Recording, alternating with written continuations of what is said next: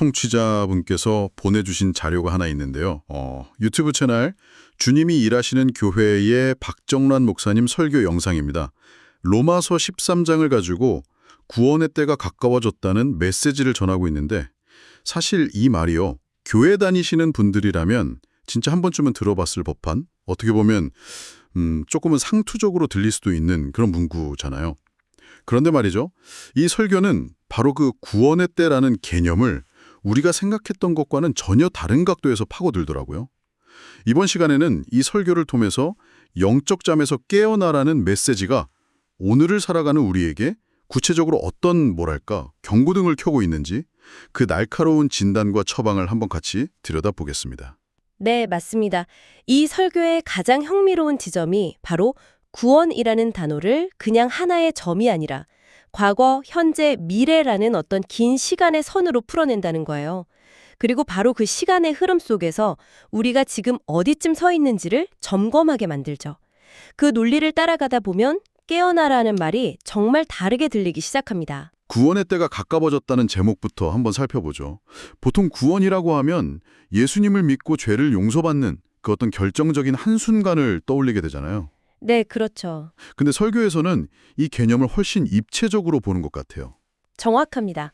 설교는 구원을 세 가지 시점으로 나누어서 설명을 하는데요. 이걸 이해하는 게 전체 메시지를 꿰뚫는 첫 단추라고 할 수 있습니다.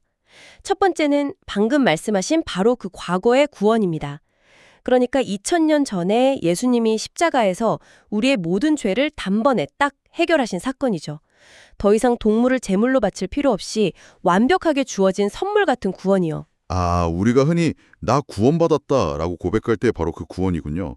이건 이제 믿음으로 받아들이는 영역이고요. 그렇습니다. 그런데 이제 문제가 뭐냐면 많은 신앙인들이 여기서 멈춘다는 거예요. 그래서 설교는 바로 두 번째 구원을 굉장히 강조합니다. 바로 현재의 구원인데요. 신학적인 용어로는 성화라고 부르는 과정이거든요. 성화. 구원은 받았지만 살아가는 내내 계속 거룩하게 변해가는 과정. 어쩌면 신앙인들한테는 이게 가장 큰 숙제이자 또 부담으로 다가오는 지점이 아닐까 싶네요. 맞습니다. 바로 그 지점입니다. 구원을 그냥 과거의 어떤 이벤트로만 남겨두는 게 아니고요. 오늘 나의 삶 속에서 계속해서 예수님의 성품을 닮아가는 과정, 즉 우리의 인생 전체가 구원을 완성해가는 시간이라는 그런 관점이죠. 이게 약간 끝이 없는 과정처럼 느껴져서 지치기 쉬운 부분이기도 하고요. 그렇죠. 과거의 구원은 너무 감사한데 현재의 구원은 너무 버겁게 느껴질 때가 많으니까요. 그렇다면 설교에서 가까워졌다고 말하는 건 이 현재 구원은 아니겠군요. 네, 바로 세 번째, 미래의 구원을 가리킵니다. 영화라고도 표현하는데요. 예수님이 다시 오시는 그날 우리가 모든 죄와 연약함에서 벗어나서 완전하고 영광스러운 모습으로 변화되는 것. 그래서 천국에 들어가는 구원의 최종 단계를 말하는 겁니다.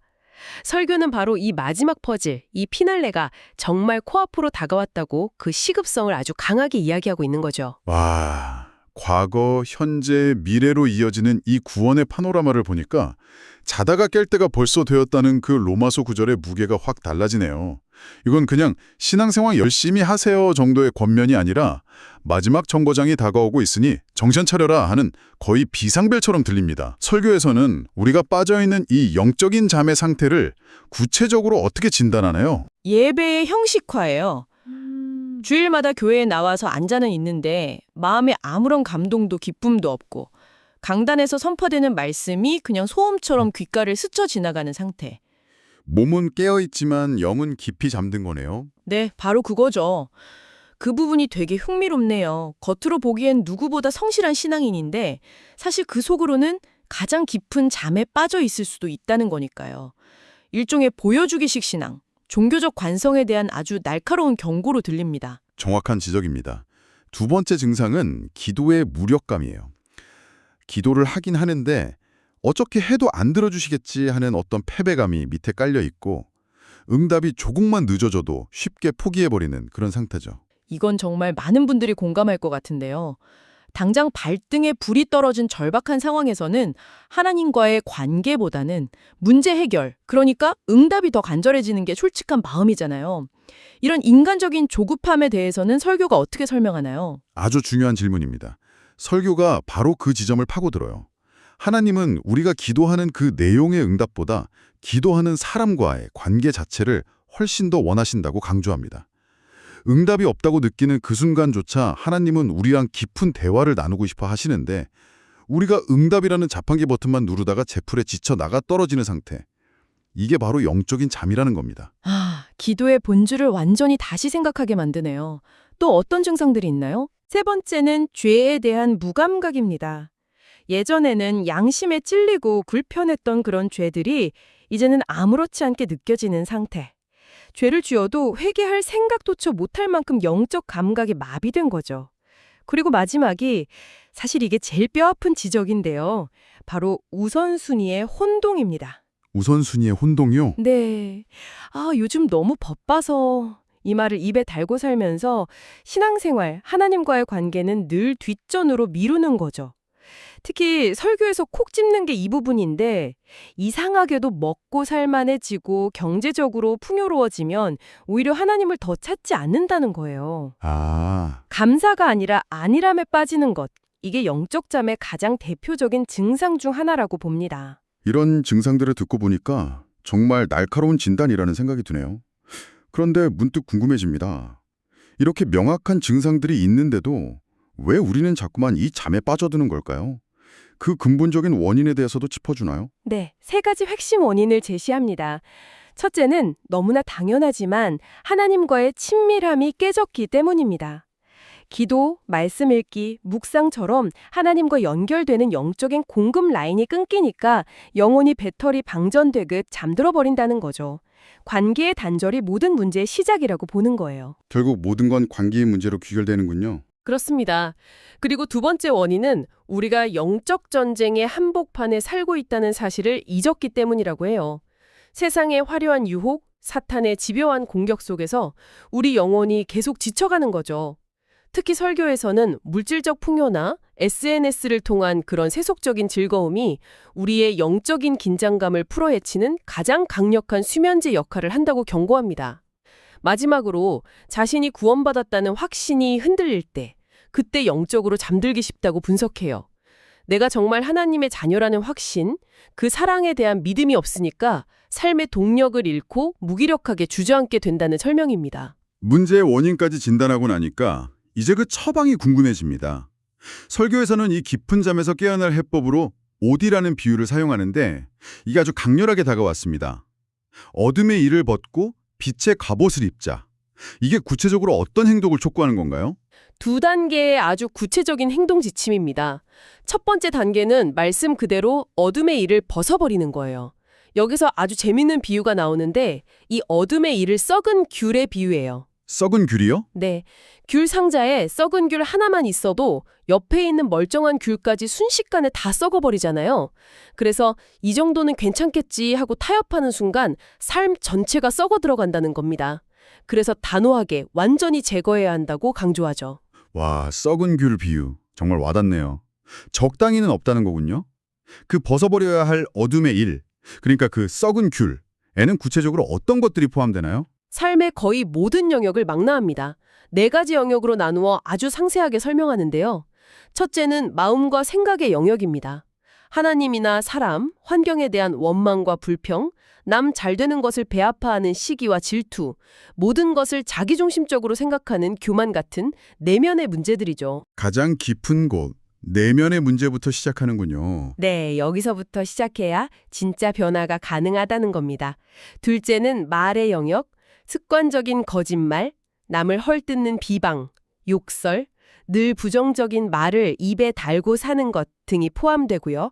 셋째는 구체적인 행동의 영역으로 성적인 부도덕, 술 취함, 탐욕, 폭력, 끊임없이 다투고 분쟁을 일으키는 것들을 어둠의 일로 규정합니다. 마음, 말, 행동까지 정말 꼼꼼하게 짚어주네요. 그리고 마지막 네 번째가 삶의 습관 영역이에요.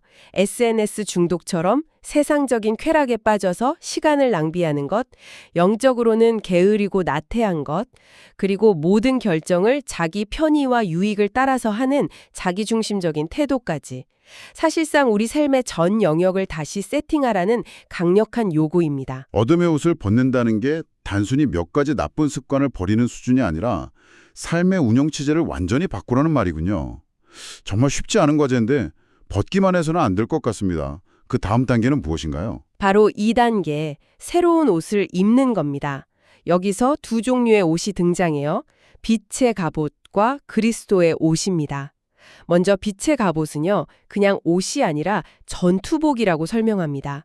이 세상은 영적 전쟁터와 같으니까 언제 쏟아질지 모르는 죄와 유혹의 화살을 막아내고 또 맞서 싸울 수 있도록 완전 무장해야 한다는 뜻이죠. 그냥 방어만 하는 갑옷이 아니라 싸우기 위한 전투복이라는 개념. 그게 중요하네요. 수비가 아니라 공격적인 태세를 갖추라는 의미로 들립니다. 그렇다면 그리스도의 옷은 또 다른 의미를 갖는 건가요? 네, 빛의 갑옷이 우리의 무장을 의미한다면 그리스도의 옷은 우리의 정체성을 의미한다는 거죠. 내가 누구인지를 분명히 하라는 거죠. 설교에서는 우리가 하나님의 자녀, 즉 왕의 자녀라는 정체성을 매 순간 기억해야 한다고 말합니다. 그리고 그 정체성에 걸맞은 품격, 즉 예수님의 성품인 온유함, 거룩함, 사랑, 겸손을 삶으로 보여주는 것, 그걸 그리스도로 옷 입는다고 표현하는 겁니다. 정체성의 변화가 행동의 변화로 이어지는 거군요. 결국 삶의 총체적인 변화를 이야기하는 건데 설교 막바지에 이 모든 변화를 가능하게 하는 열쇠로 기도의 방식을 완전히 바꿔야 한다고 강조하는 부분이 아주 인상 깊었습니다. 맞습니다. 아까 이야기 나눴던 기도의 무력감에 대한 완벽한 처방전을 제시하는 부분이죠. 대부분의 신앙인들이 하는 문제 해결 중심의 기도, 그러니까 이것 좀 해주세요, 저것 좀 해결해주세요 하는 식의 기도를 넘어서야 한다고 말합니다.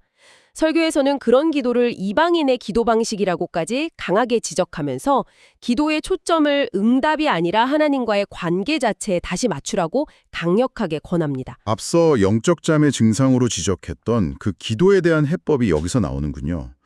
그렇다면 관계 중심의 기도란 구체적으로 어떤 건가요? 예를 들어 하나님 이 문제 좀 해결해 주세요라고 요구하는 대신에 하나님 오늘 제 삶이 어땠는지 아세요?